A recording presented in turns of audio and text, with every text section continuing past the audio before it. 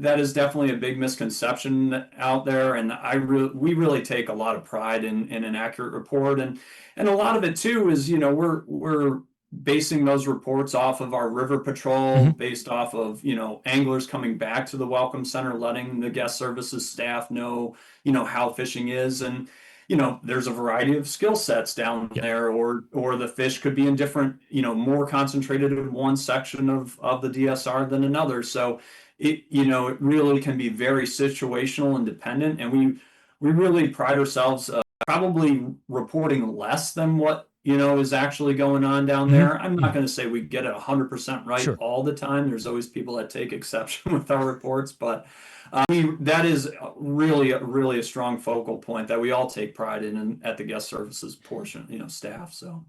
You mentioned your staff, the river keepers, and earlier you talked about the conservation efforts and the ethical fishing. So let's talk a little bit about that. So it's not 100%, but it's primarily a fly fishing access. I mean, people do use spin rods. They Mhm. throw, egg sacks, and that's also works just fine. But if somebody's coming there, let's, stick with fly for a second.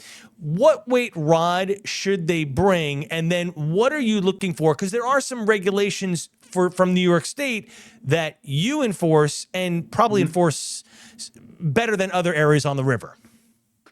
Yeah, so if you're looking to come up here for salmon, we recommend a 9 weight switch fly rod, specifically a 9 weight.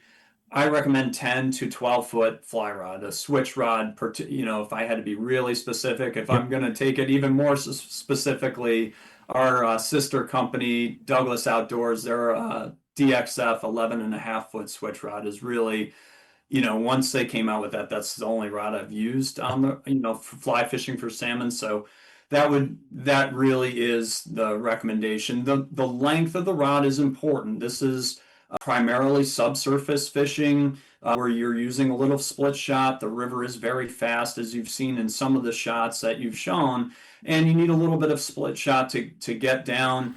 Primarily, the types of flies you're using are egg patterns, and eggs don't float. They're rolling Yeah. along the bottom of the river, so you need to be able to roll cast a little bit of split shot. And a 10 foot to a 12 foot rod really allows you to do that with ease, also make better mends, and get ultimately a better presentation.